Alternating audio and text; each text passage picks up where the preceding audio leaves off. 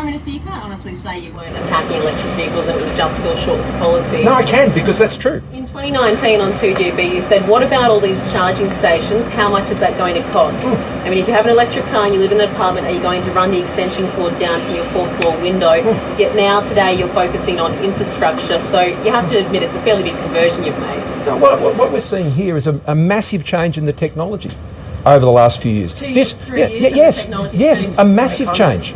There's been a massive change in technology over the last few years, and particularly when it comes to hydrogen.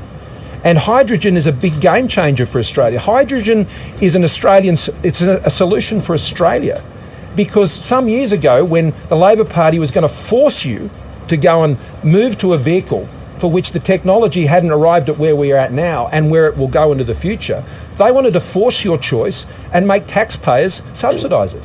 Now, we just had a different view. Technology's moving, it will continue to move forward. Australians will make those decisions.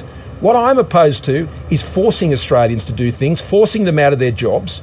I want to let Australians make their own choices and have policies to support them. Electric vehicles were part of our policies at the last election. They just weren't the Labor Party's policies, because the Labor Party's policies, as I say, they just always want to tell you what to do, because they love telling you what to do. In fact, this morning we met Johnny. Johnny has been here for 30 years. This is the only job he has ever had. He started as an apprentice and his son has now joined him in this great family business, also undertaking an apprentice.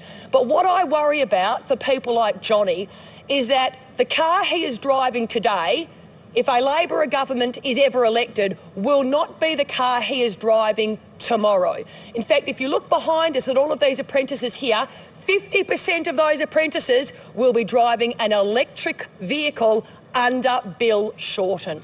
We are going to stand by our tradies and we are going to save their utes, because we understand choice, and that is what Bill Shorten is taking away from our tradies.